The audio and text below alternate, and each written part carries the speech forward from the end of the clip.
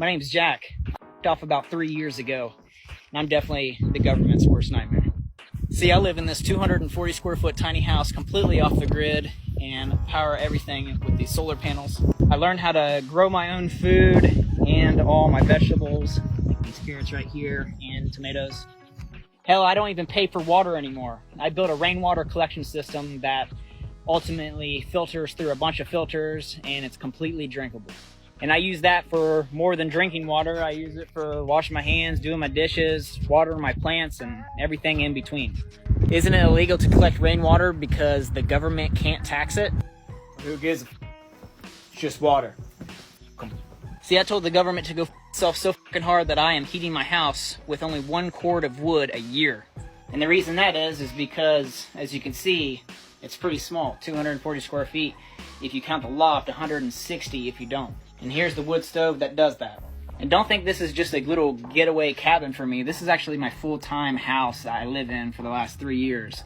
And I've equipped it pretty much with everything that I need, including a full-blown PC setup where I do all my work, such as my logo design company, and I play video games on it as well.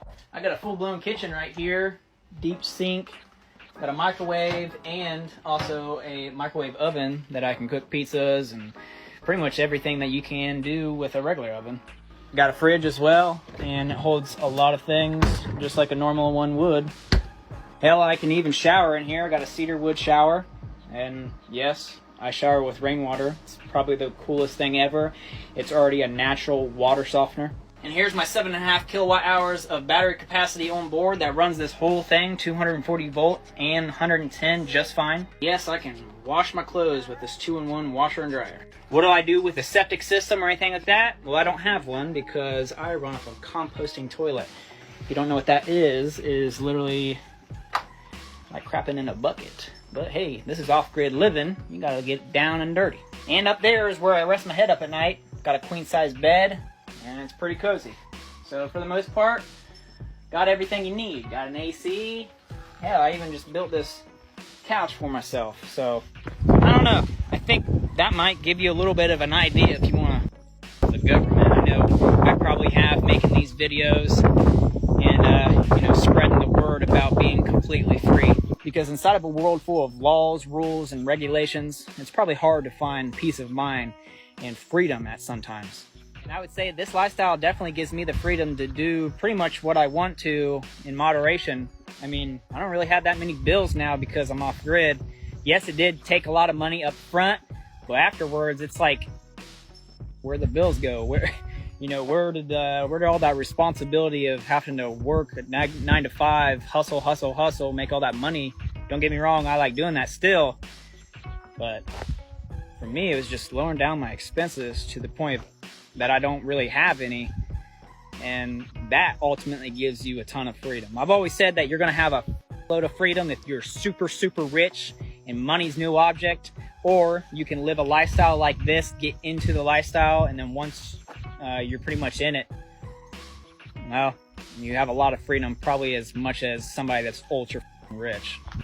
Despite a lot of support, Jack has received many negative comments. So you think my tiny house is a shoebox that cost $80,000?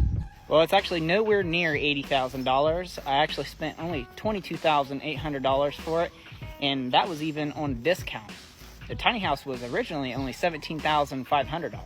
I'm not saying this lifestyle is for everybody. And yeah, it would probably take a special type of girl to live like this with me. However, when I do find her, she will be worth it. And that's also with the regards of if I even want one.